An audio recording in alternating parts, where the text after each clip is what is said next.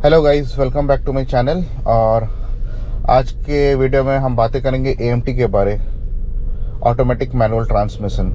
तो गाइस, आप लोगों ने काफ़ी सुना होगा, लाइक लेमैन में अगर मैं बताऊं तो लोग मैनुअल या ऑटोमेटिक ही जानते हैं। बट ऑटोमेटिक में भी काफ़ी तरह के ऑटोमेटिक होते हैं, जैसे कि एएमटी होता है, डीसीटी होता है, टॉक कन्वर्टर होता है, सीवीटी होता है, आईवीटी होता है। तो बहुत सारा कुछ है। तो इसमें से सबसे सिंपल जो मैकेनिज्म है वो एएमटी का है। ओके, तो एएमटी होता क्या है, मैं आपको आज एकदम ड्राइवर सीट बेल्ट।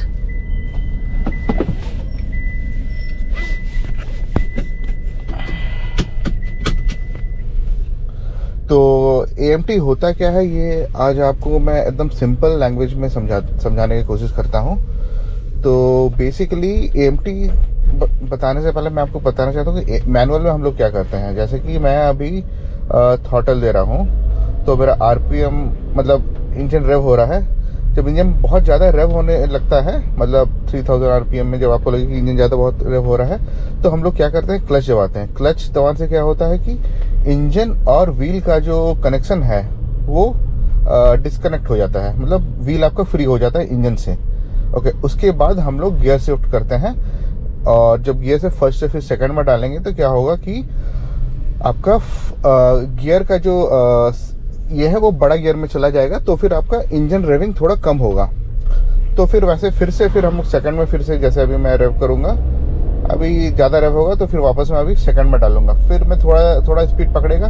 फिर जब इंजन ज़्यादा रेव में जाएगा, ज़्यादा आरपीएम ज़्यादा उसका बढ़ेगा, तो वापस हम थर्ड में करेंगे।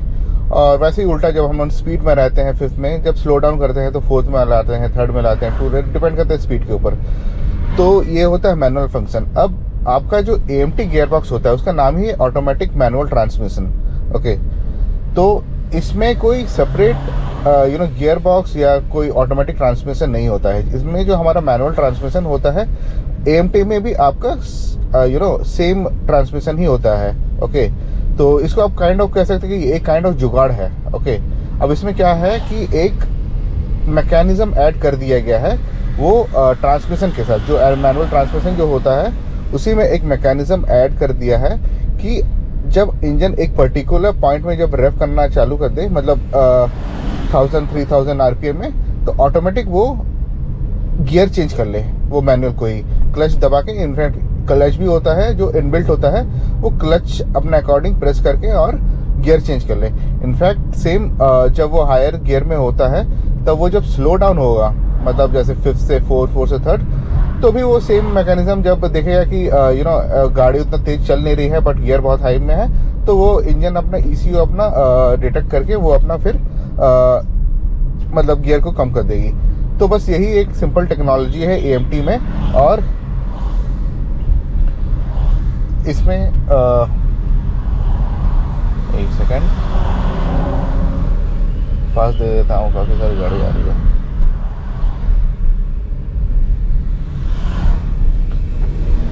हाँ, तो मैं यही बोल रहा था कि ये एक टेक्नोलॉजी है जिसमें ट्रांसमिशन और आपका गियर बॉक्स वगैरह जो मैनुअल में आता है वही सेम रहेगा। बस इसमें एक छोटा सा एक आपका मैकेनिज्म ऐड कर दिया है, जिसमें आपके क्या होगा कि आपका गाड़ी खुद से वो गियर शिफ्ट करेगी क्लच दबा के अकॉर्डिंग, मतलब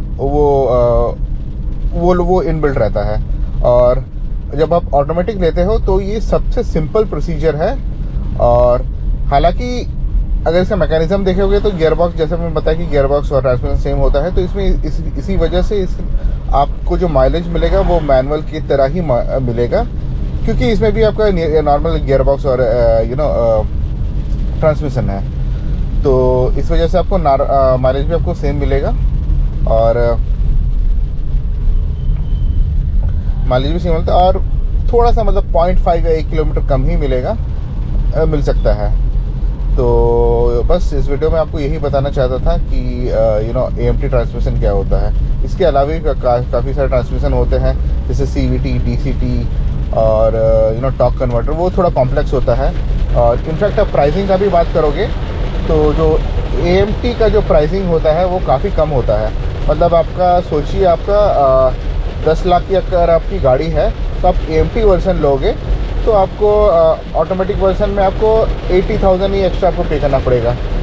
लेकिन आप अगर CVT लोगे तो वो थोड़ा महंगा पड़ता है, DCT लोगे और टॉर्क कन्वर्टर लोगे वो और महंगा पड़ता है, मतलब 1.5-2 लाख एक्स्ट्रा आपको पे करना पड़ता है, और वो सब में माइलेज भी कम रहता है। हाँ, लेकिन ये है कि आपको AMT में आपको लैग फील होगा, क्योंकि जैसा मैंने बताया कि ये गियर खुद से शिफ्ट करती है जब डिटेक्ट करके, तो वो जब वो गियर शिफ्ट करती है तब वो आपको लैग फील होता है। अब मैनुअल में क्या है कि आप खुद से गियर चेंज करते हो, जब फर्स्ट से सेकंड डालते हो उसमें भी लैग रहता है, लेकिन सिर्फ आप वो खुद से चेंज करते हो तो आप प्रिपेयर्ड रहते हो, आपको मालूम रहता है कि कब मुझे चेंज करना है कब नहीं करना है, तो उसके लिए आप प्रिपेयर्ड रहते हो।